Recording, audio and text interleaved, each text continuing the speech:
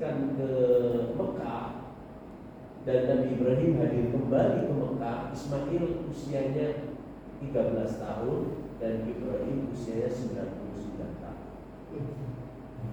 Disinilah peristiwa pembangunan Ka'bah, lalu perintah berkhitan. Nabi Ibrahim berkhitan di usia 99 tahun, Nabi Ismail berkhitan pada saat usia 13 tahun. Berarti kita SMP kan? SMP. SMP. Kalau anak-anak kita kecil-kecil disunatin itu Ishak tuh, 8 hari lahir disunatin gitu. Dua-duanya boleh. Dua-duanya boleh gitu ya. Dua-duanya boleh. Tapi kan anak-anak akil balik itu ya usia-usia 13 tahun. Rata-rata laki-laki itu usia 13 tahun. Itu akil balik. Kalau perempuan boleh jadi di bawah itu. Gitu ya. Di beberapa sekolah itu sudah diadakan semacam edukasi menstruasi kepada anak-anak muridnya itu di kelas 4 SD. Kenapa? Karena anak-anak perempuan itu boleh jadi di kelas 4, 5 atau 6 sudah menstruasi, sementara laki-laki enggak, lebih lambat di usia 13 tahunan. Disinilah Nabi Ismail itu bercerita. Lalu pada saat Nabi Ibrahim berusia 100 tahun, gitu, 100 tahun, Sarah usia 91 tahun, Ishak lagi.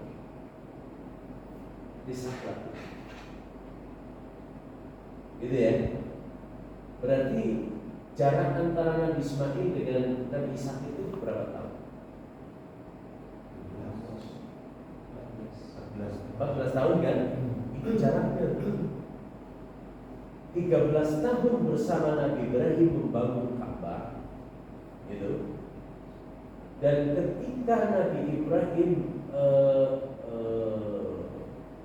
Ishak lahir itu ketika usia 100 tahun, dan jarak antara pembangunan Ka'bah dengan Masjidil Aqsa itu kira-kira 40 tahun. Itu menurut Nabi Muhammad 40 tahun. Artinya setelah 13 tahun ke 13 tahun ya, 13 tahun berarti kan 14, tadinya 14 tahun, berarti setelah berapa ini? 14 ditambah 13 berapa? 29 ya? 7 ya? 7 ya, kira-kira setelah usia 13 tahunan lah Nabi Ishak itu diajak Nabi Ibrahim untuk membangun Masjidil Aqsa. Kata Masjidil Aqsa itu artinya apa? Masjid itu tempat bersujud. Aqsa itu Al-Aqsa. Kalau Al-Masjidil Haram itu artinya Al-Haram itu artinya banyak artinya, mulia, gitu kan? Haram itu artinya haram, artinya tidak boleh. Yang tidak boleh masuk, yang boleh masuk itu hanya orang Islam, yang lain itu haram, begitu. Kalau Aqsa itu artinya jauh. Al-Masjidil Aqsa adalah masjid yang terjauh. Minal Masjidil Haram ilal Masjidil Aqsa. Kenapa? Karena saat itu tidak ada masjid kecuali Masjidil Haram dan Masjidil Aqsa. Gitu. Oke. Ini Nabi Ibrahim.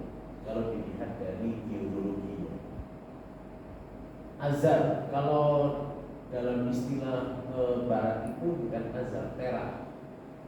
Terah itu punya anak 3 laki-lakinya, Haran, Nahor, dan Ibrahim. Gitu.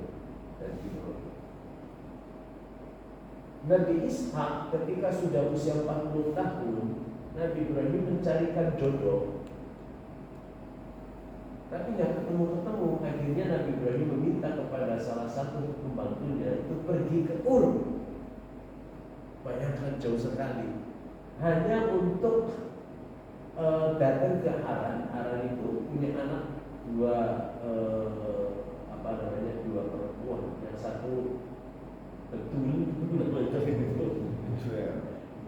yang kedua rafiqah, atau biasa orang menyebutnya itu ribka.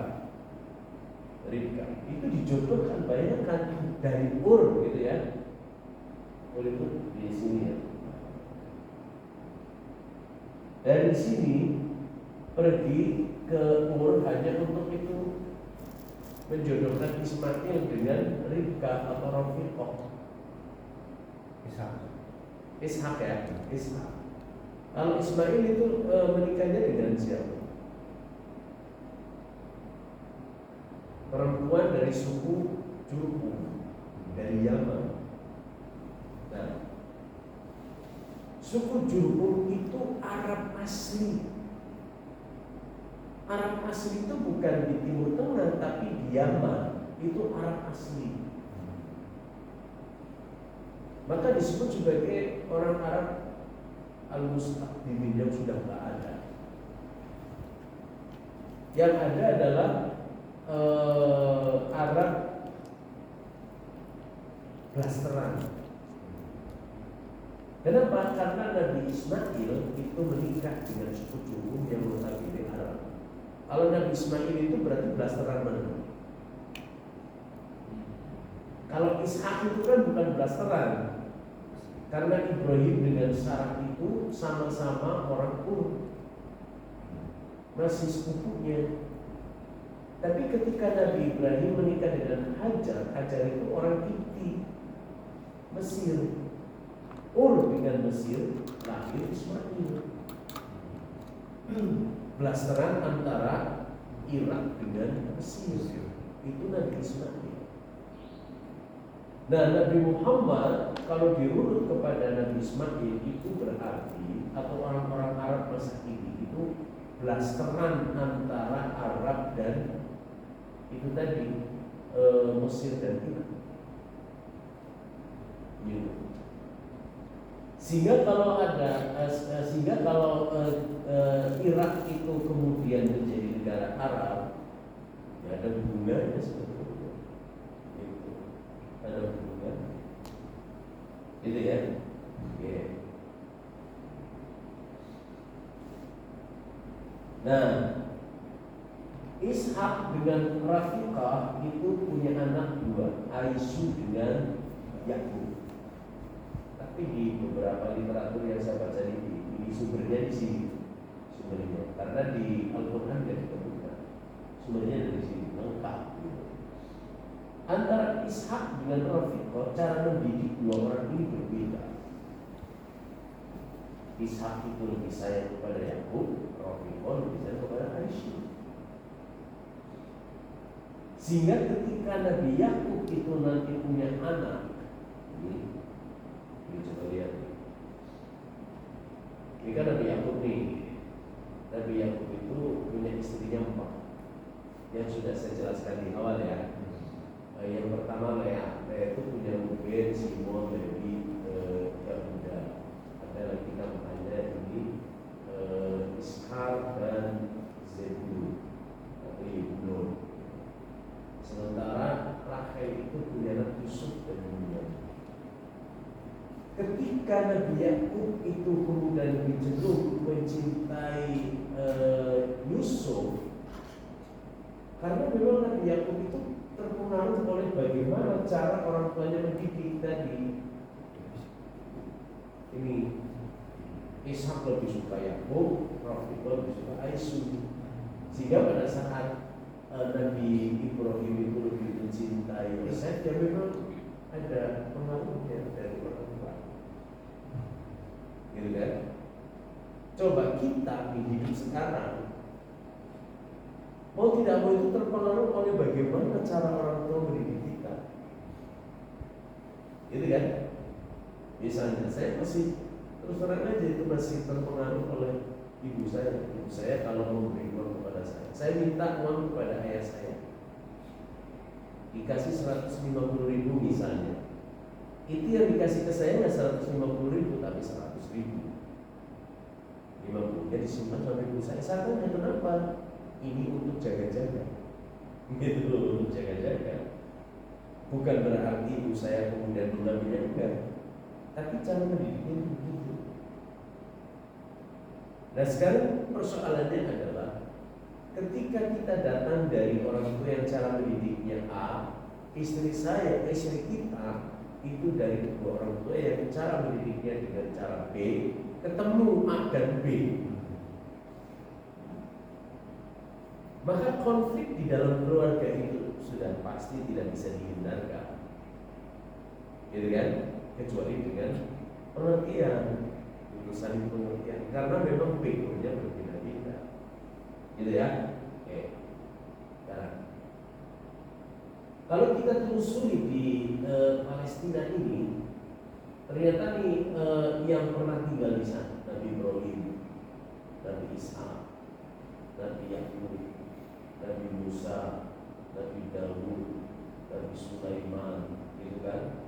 Kemudian ada Nebukadnezar. Nebukadnezar ini yang mengakuisisi atau mengambil alih kerajaan Nabi Sulaiman di sini. Nebukadnezar kan di sini, Persia. Lalu ini dihancurkan oleh Nebukadnezar. Saat itu orang-orang Yahudi atau Bani Israel itu sudah kemana-mana menjadi budak. Kalau menjadi budak itu dibawa ke Persia, atau mereka melarikan diri. Di antaranya melarikan diri ke Madinah adalah 3 suku besar, yaitu Bani Qainuqa, Bani Nadir, dan Bani Quraidah, itu di sini.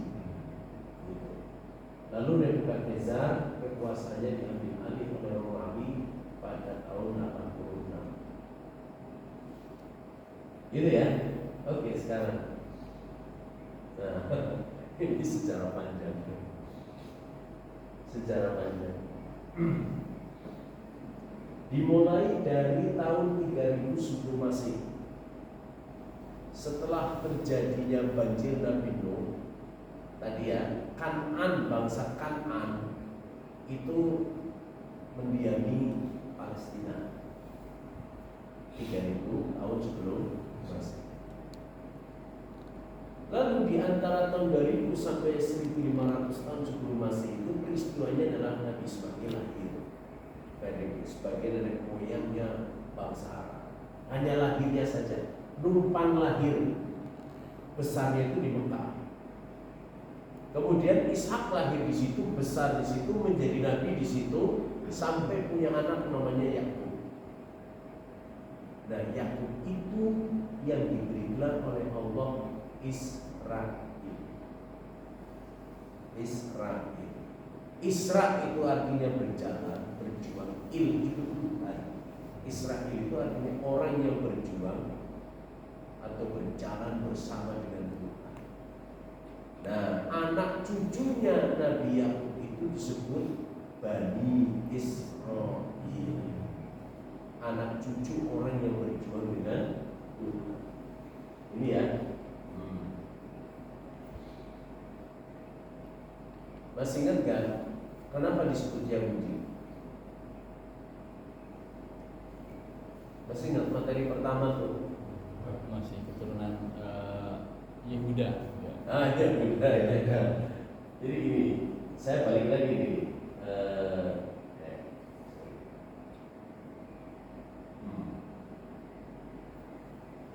Ini Yahuda, tapi orang Barat nyebutnya itu Judah gitu. Ini Yahuda. Pertanyaannya, kenapa Yahuda itu menjadi orang yang diikuti oleh Bani Israel, kemudian Bani Israel itu disebut Yahudi. Orangnya namanya Yahuda, pengikutnya namanya Yahudi. Gitu, Yahudi. Dimas itu orangnya, yang mengikuti Dimas itu Dimasi. Dimasi. Gitu ya. Kenapa Yahuda kok bisa menjadi seperti itu? Ingat, Ruben ini anak sulung yang punya hak istimewa dari ayahnya. Tapi karena Ruben itu menggauli ibu dirinya di Bilha, gitu kan? Menggauli istri Yakub, ketahuan, akhirnya hak anak sulungnya dicopot, dilepas. Nah, mestinya yang berhak itu Simon atau Lewi. tapi Allah nggak berkenan, maka diberikan kepada Yahuda. Maka Yahuda itu punya hak anak sulung istimewa. Karena punya hak anak sulung istimewa, maka diikuti oleh coba suku yang pertama, suku kedua, suku ketiga, suku ke-5, 6, 7, 8, 9, 10, 11, 12. Ada 12 suku. Maka pengikut si Yahuda itu disebut dengan Yahudi. Gitu ya, Yahudi. Yang notabene mereka itu anak keturunan Nabi Yakub yang disebut dengan Bani Israel. Itu kisahnya, ceritanya itu begitu. Pertemuan pertama tentang Palestina. Gitu ya. Udah maklum yang hafal saya. Saya ngajar begini terus gitu kan. Nah, ini bangsa Yahudi. Nah, di tahun 1550 sampai 1200 sebelum Masehi, Mesir menjadikan mereka sebagai budak. Berarti di tahun ini Nabi Yusuf itu menjadi berada di Mesir kan? Berada di Mesir. Tapi ketika orang-orang Yahudi sudah pergi ke Mesir di sini, lalu Nabi Yusuf tidak ada. Sementara komunitas mereka semakin membesar dan biasalah yang namanya pendatang itu jauh lebih sukses dibanding dengan pribumi, maka terjadi kecemburuan sosial sehingga bangsa Yahudi akhirnya dijadikan budak. Nah, di tahun 1200 sampai 1100 sebelum Masehi, Nabi Musa menyelamatkan mereka. Kemana? Balik lagi. Kemana baliknya? Ke Palestina. Kenapa balik ke Palestina? Ya karena nenek moyangnya ada di situ. Nabi Yakub. Nabi Yakub. Meskipun Nabi Yakub itu bukan asli situ, gitu ya. Balik lagi di tanah yang dijanjikan. Nah, di Palestina itu ada peristiwa penting. Sebelum Nabi Sulaiman itu menjadi raja, bapaknya Nabi Daud mampu mengalahkan Jalut. Jalut itu masih cucunya Nabi itu sebetulnya. Ya, ini di sini mengalahkan Jalut dari Palestina. Kemudian Daud menjadi raja, Masjid Aqsa dibangun kembali. Jadi ketika Bani Israel itu berada di sini, kemudian mereka itu terpecah belah di Palestina, akhirnya dijajah oleh Jalut. Nabi yang ada pada saat itu namanya Nabi Samuel. Nah, orang-orang yang datang mengeluhkan kondisi mereka yang dijajah oleh Jalut. Kemudian mohon petunjuk, kira-kira siapa yang akan memimpin mereka. Ya sudah, kalau itu nanti saya beritahu setelah saya memohon kepada Allah. Esok harinya mereka datang menanyakan siapa kira-kira akan menjadi pemimpin Bani Israel. Nanti kalau ada orang datang ke sini, ternyata yang datang itu Tolut. Tolut itu petani korma. Lalu mereka melecehkan, masa saya akan menjadi pemimpin petani, gitu. Petani kurma, gitu. Kata Nabi Samuel, itulah perilaku kalian. Katanya minta dikasih pemimpin. Begitu ditunjukin kasih pemimpin, kamu begitu menolak. Itu perilaku Yahudi itu begitu. Tapi akhirnya setelah ditemukannya tabut, bahwa salah satu tanda Tolut itu benar-benar menjadi pemimpin mereka itu turun tabut. Tabut itu kotak yang berisi kitab Taurat.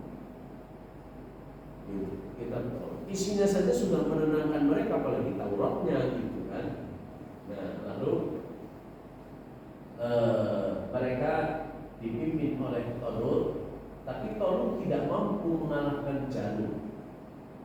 Yang mengalahkan Jalut itu Daud. Kemudian Daud itu diangkat menjadi menantu oleh Tolut. Tolut dari jadi raja.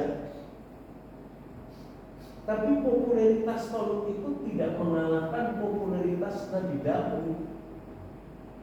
Maka Tolut pun iri hati terhadap menantunya. Disitulah ada rencana untuk membunuh Nabi Daud. Tapi anaknya yang menjadi istri Nabi Daud bilang, "Bang, ayah kayaknya cemburu deh." Kan iri hati, yang populer itu apa bukan ayah. Terus kayaknya ayah akan membunuh. Akhirnya di satu ketika mereka sedang pergi keluar kota membangun tenda gitu. Tolut itu mindik-mindik. Ngerti mindik-mindik? Gitu. Mindik-mindik. Ya jalannya gini lah. Ini Jalan itu mindik-mindik. Gitu. Nah, Nabi Daud diam saja tuh, mindik-mindik sambil bawa itu pedang membunuh Nabi Daud diam saja. Ya, yang namanya orang tua dengan anak muda, disikap anak muda. Begitu itu pedang ditayunkan, dipegang tangannya, pedangnya jatuh, lalu yo ngapain lo, gitu kan kira-kira. Oh, bapak mertua begini gitu kan. Karena saking malunya ketahuan mau membunuh, meninggal itu meninggal. Oh ya sekejap. Meninggal. Tidak lain yang menggantikan kecuali Daud. Gak ada lagi. Daud jadi raja. Daud jadi raja. Istrinya berapa? Banyak. Kalau menurut kitab Kejadian itu 1000. Satu kampung. Sampai nggak kenal nama loh gimana? Kalau Nabi Sulaiman, 1000 apa 100 ya? Istrinya 100. Segininya yang banyak. 1 orang 1 kampung. Oh, gitu kan? Nah, lalu ketika Nabi Daud wafat, maka yang menggantikan Nabi Sulaiman. Tapi setelah Nabi Sulaiman wafat, kerajaannya terbelah menjadi 2. Yang utara namanya Israel, kemudian yang selatan namanya Yehuda. Nah, ini yang kemudian menjadi perpecahan, berebut kekuasaan. Maka diinvasi oleh kerajaan Assyria itu pada tahun 800 sampai 600 Masehi. Ya termasuk juga ini Nebukadnezar di sini. Lalu Romawi menghancurkan sinagoga Yahudi itu kira-kira di tahun 70 Masehi. Itu rajanya namanya Titus. Nah, 500 sampai 400 Masehi, maaf, kalau ini Assyria 1 Masehi menghancurkan kerajaan ini. Lalu di tahun 500 sampai 400 Masehi, Cyrus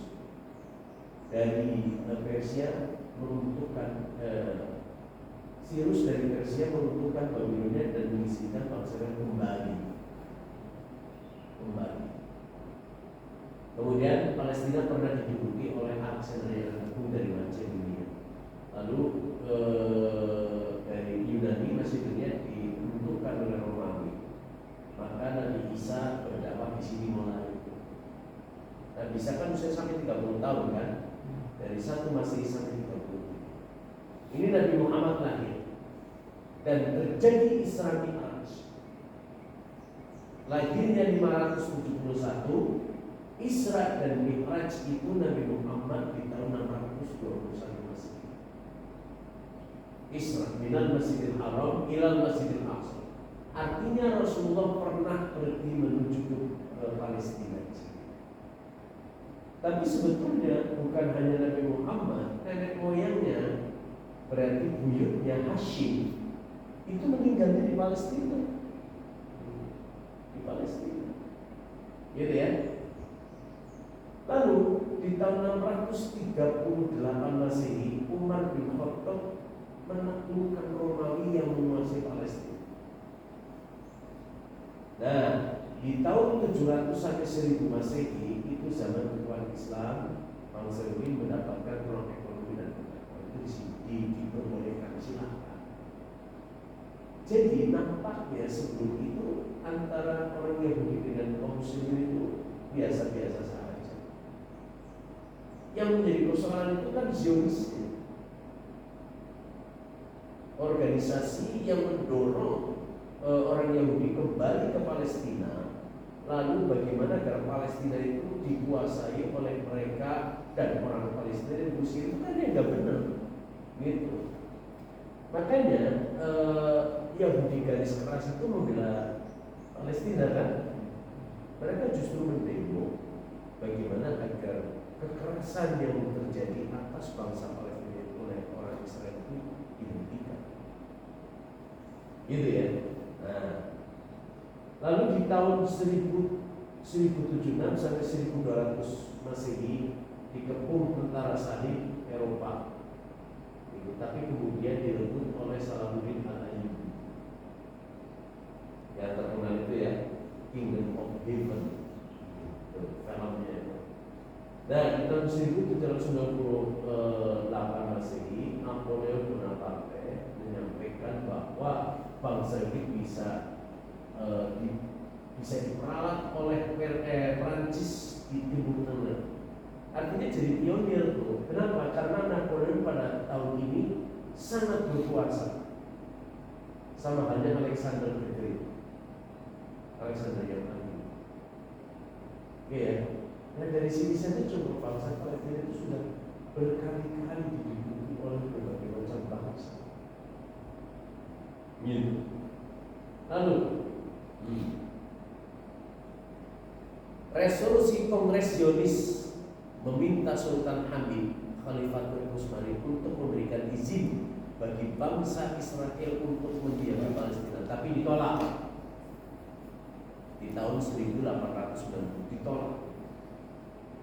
Lalu di tahun 1916 ketika pecah perang dunia I, tentara sekutu Inggris terutama menguasai Palestina. Yahudi Jerman berkomplot untuk merebut Palestina. Itu di sini. Menlu Inggris yang notabene dia adalah orang Yahudi, namanya Arthur James Balfour, gitu, memperkokoh pemukiman Yahudi di Palestina. Lalu PBB pada saat itu Liga Bangsa-Bangsa memberi mandat kepada Inggris untuk menguasai Palestina. Nah, ini yang model rusuhnya itu di sini.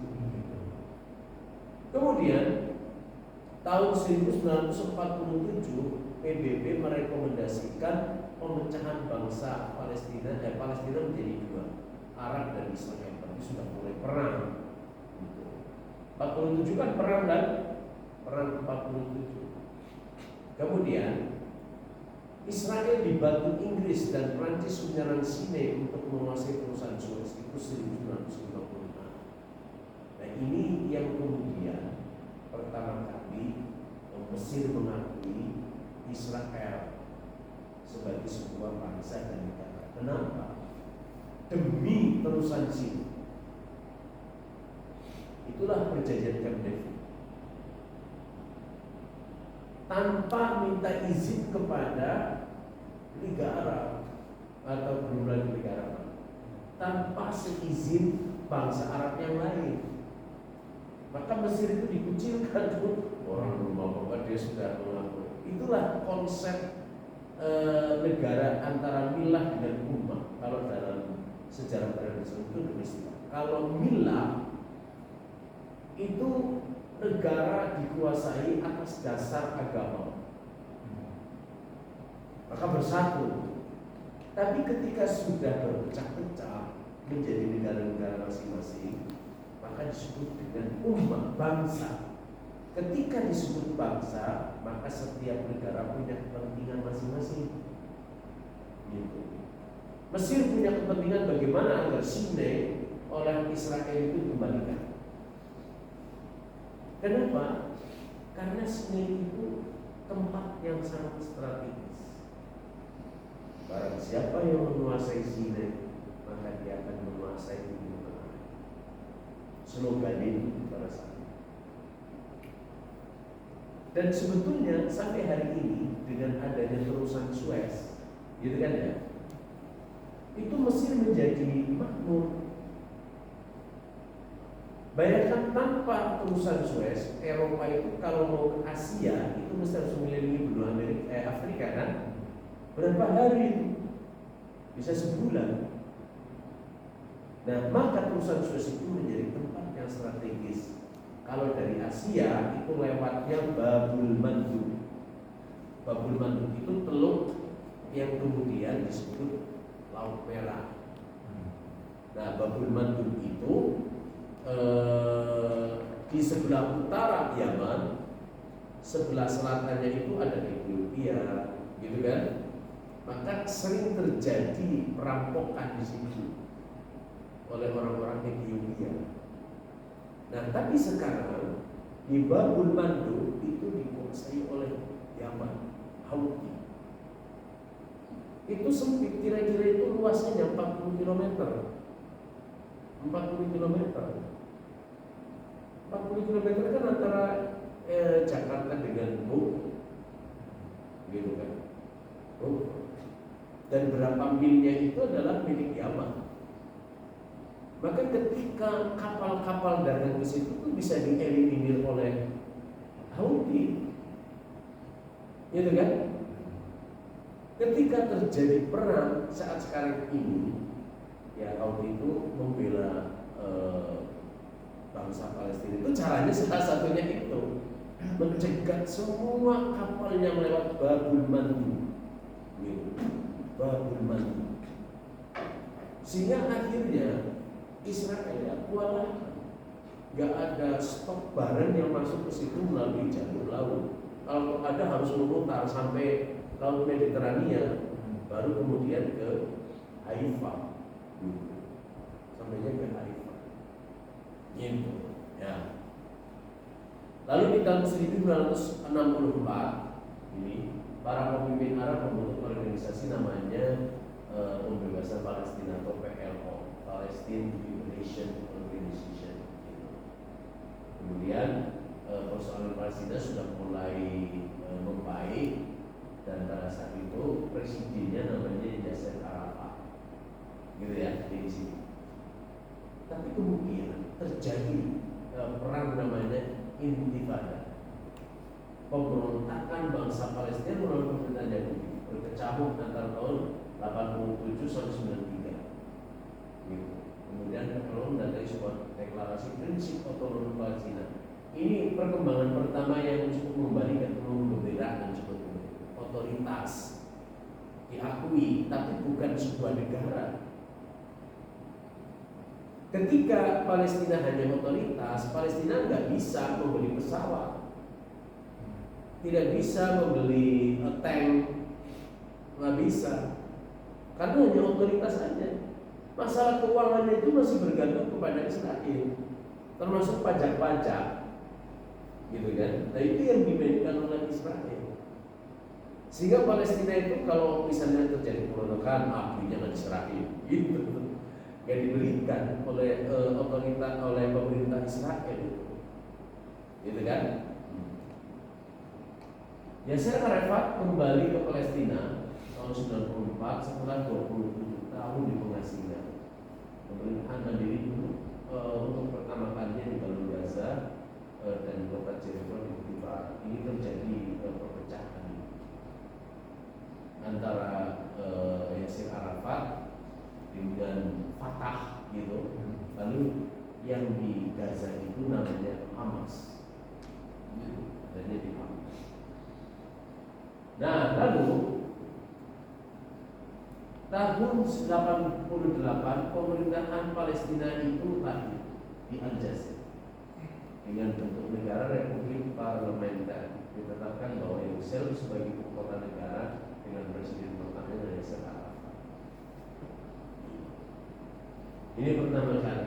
Nah, yang menjadi persoalan di sini adalah Palestina mengklaim bahwa Yerusalem Timur yang di situ ada Masjidil Aqsa itu sebagai ibu kota negara.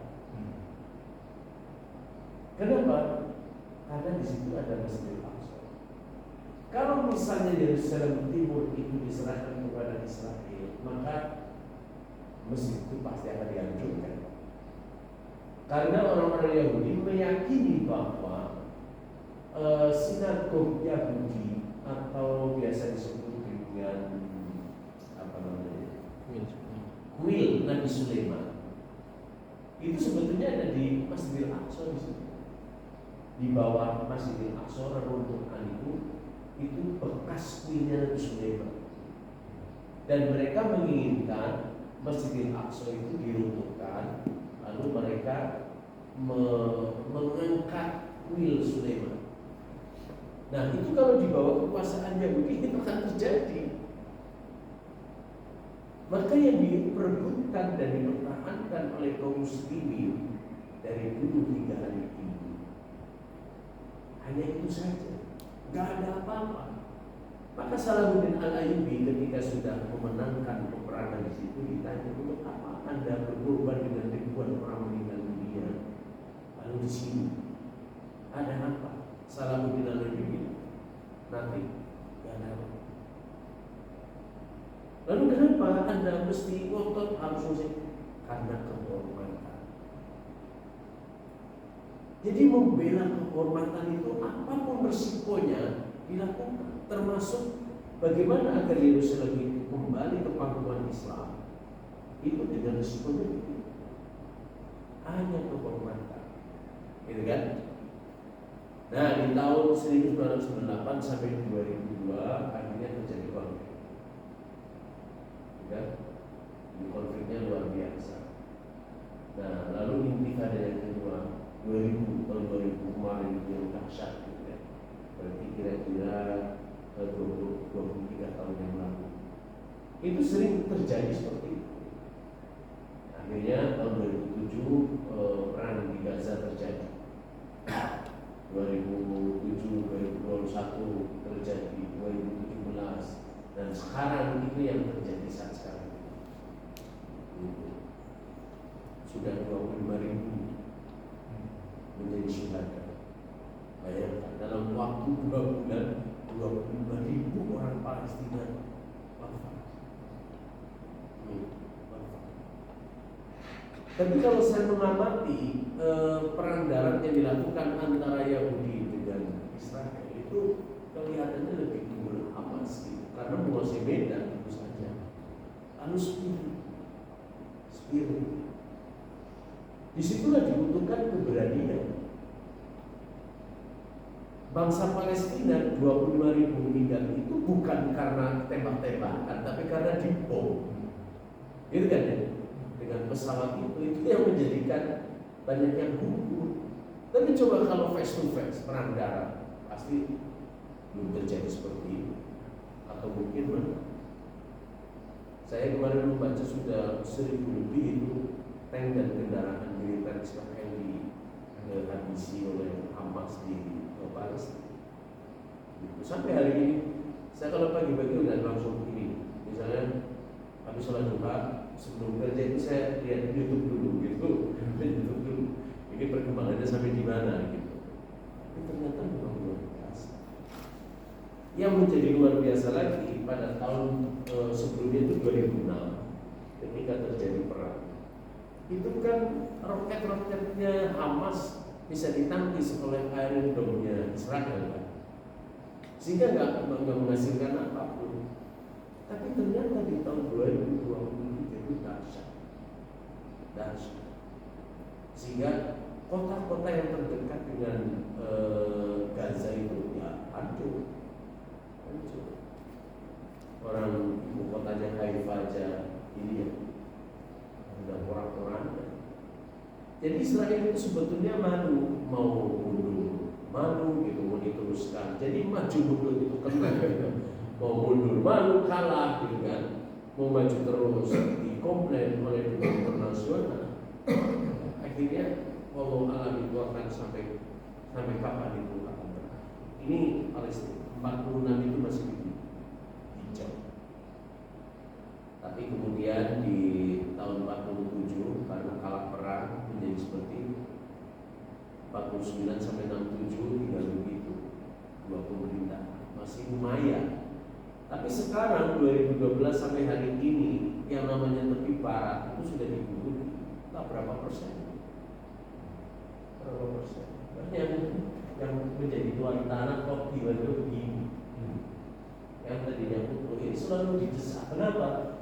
Karena Israel itu punya cita-cita menjadi Israel Raya.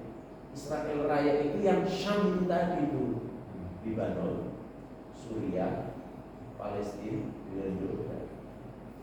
Maka tahapannya itu mereka melakukan seperti itu.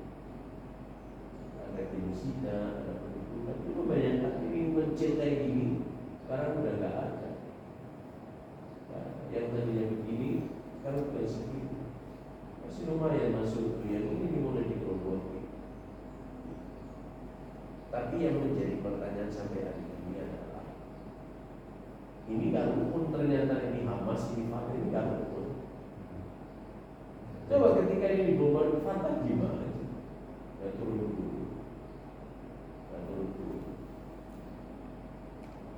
Itulah perpecahan. Makanya Rasulullah pernah berdoa, 2 dikabulkan, 1 ditolak. Ketika Nabi Muhammad berdoa, ya Allah, berikanlah kekuatan kepada kaumku ketika mereka kelaparan. Itu diaminkan oleh malaikat Jibril. Ya Allah, berikanlah kekuatan hati kepada kaumku apabila mereka tertindas. Diaminkan. Tapi ketika ya Allah berikanlah kekuatan kepada kaumku ketika terjadi perpecahan, itu tidak diaminkan. Jadi kenapa? Karena perpecahan itu pasti yang menjadi landasan adalah ego sektoral.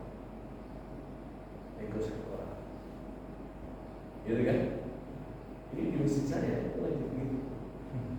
Di antara asli dengan pendatang, saya udah bilang udah mau ngajarin ansor gitu aja. Ternyata nggak bisa juga gitu. Penduduk aslinya nggak punya kemampuan tapi ingin memiliki, gitu. Penduduk pendatangnya punya kemampuan dan ingin merangkul mereka, tapi mereka nggak mau, kan aneh. Gitu. Kalau itu kemudian balik lagi dikuasai penduduk asli, pasti akan kembali lagi ke masa lalu. Persoalannya adalah yang lucu, duit masjid itu bisa dipinjam. Kalau kembali nggak apa, masalah. Sorenya ada orang infak, malamnya sudah didatangi, dijepit duit. Kan seperti itu. Nah, maka perjuangan mereka perlu didukung oleh kita dan dunia internasional tentu saja. Hanya dengan ketapel mereka betul. Keren. Hanya ketapel doang. Tapi saya yakin sekali bahwa ini sudah dari Mesir terjadi. Sampai kapan? Sampai kita sadar. Coba kita mulai melemah lagi kan, demonya sudah mulai ini gitu, sumbangannya sudah mulai. Sebetulnya orang Palestina itu bukan kemarin itu siapa itu yang relawan Gaza. Hussein Gaza. Saya udah coba ngomong, dia bilang orang Palestina itu nggak mau kalau itu dibayar infak sedekah itu nggak. Kenapa? Karena dia berjuang itu bukan karena ingin ditolong begitu, tapi harus dikasih hadiah. Kenapa? Karena mereka itu sebagai bangsa yang mewakili kaum muslimin yang berjuang untuk mempertahankan Masjidil Aqsa. Maka ketika mereka yang berjuang mempertahankan Masjidil Aqsa, kita berikan hadiah. Itu hadiah namanya, bukan infak. Kalau hadiah, kita memberikan hadiah kepada orang, pasti itu barangnya baik. Saya biasa beli baju misalnya 500.000, orang kasih hadiah ke saya baju yang harganya 150.000. Kita nggak bisa pakai, serius nggak bisa pakai. Kita beli baju dari Almia, baju dari yang saya belinya di Tanah Abang yang lepas. Kita beli baju muslim di Alfa, gitu kan? Dibelinya di Tamrin City yang sekodian, nggak bisa juga. Sama ketika kita membantu bangsa Palestina, itu memberikannya hadiah. Yang memberikan hadiah itu artinya butuh sama mereka, bukan mereka yang butuh sama kita. Mereka nggak butuh. Gitu. Maka mereka posisinya adalah yang mewakili kita untuk mempertahankan Masjidil Aqsa. Karena kita merasa kesalahan. Mereka merasa bangga dengan hal itu dan mereka telah mengeluh. Apapun penderitaannya itu hebatnya. Gitu ya? Ya silakan ada pertanyaan. Ya. Gimana sih? Saya ada dua pertanyaan. Yang tadi kekuatan umat Islam yang melemah akhir ini yang dibully. Bulan itu anak saya dapat undangan. Anak saya dapat undangan acara ulang tahun. Apa? Acara ulang tahun namanya. Undangnya di McD, Ustaz. Nah itu sikap saya bagaimana, Ustaz? Karena sejak awal mobil yang biasa di stikerin McD itu sudah saya Dicopot. Saya ganti pewanginya Mas apa? Ya, McD kaji. Saya mau bilang ke anak saya pasti pengen datang kan. Kalau dicegah nanti nangis atau apa. Nah itu sikap kita bagaimana? Yang pertama itu. Kemudian yang kedua ini Palestina ini agak unik, Ustaz ya. Tadi dijelaskan ada otoritas Palestina dan sudah mendeklarasi negara Palestina. Cuma yang diakui dunia ini masih abu-abu juga antara otorita atau negara gitu. Apakah otorita itu hanya sebatas tepi barat saja, Gaza terabaikan, atau bagaimana sebagai posisinya? Karena ya itu tadi apa? Kalau sudah ada negara Palestina, kenapa harus ada solusi dua negara lagi? Masih. Oke, baik. Yang pertama tanya sama Ustaz Haikal itu. Nah, kenapa Ustaz Haikal sekarang itu balik badan gitu kan ya? Saya juga nggak ngerti itu. Udah tahu kan? Iya, dicari. Di beritanya. Oh, jadi pendukung yang awalnya dicela-cela sama dia, malah akhirnya dia masuk ke situ. Aneh gitu kan. Saya mengajari anak saya itu sejak pembentukan pertama terhadap itu Meki dan teman-temannya. Istri saya paling marah kalau anak saya minta Meki. Betul. Awalnya kadang-kadang ya begitu, Mas Suri kadang-kadang, bisa kadang-kadang. Kalau sekarang udah sama sekali enggak, sama sekali enggak. Lebih baik anak saya makan di kepala kambing. Tahu nggak restoran kepala kambing? Di mana? Kampung Hutan. Oh, Di SHSD depannya tuh, Oh, ha? Tes Mentos. Oh itu. Itu ada kepala kambing tuh. kenapa? Kalau satu utuh itu 150. Esmin terus. Ya? Esmin terus. Iya. Tes Mentos. Coba di situ. Itu kan Tegal. Enak. Saya tanya kambingnya di mana? Kambing itu nyembelihnya di Tegal. Lalu dibawa ke sini. Wow. Saya sering ke situ. Bukan lagi promosi. Oh, masih Tegal ya. Jadi sikap kita orang tua itu memang dilematis itu, kan? Mengizinkan itu artinya kita memperbolehkan anak kita makan McD, gitu kan ya?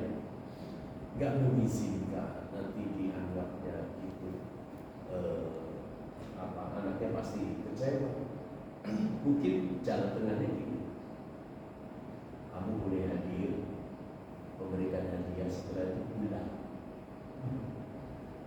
makan kepala kambing.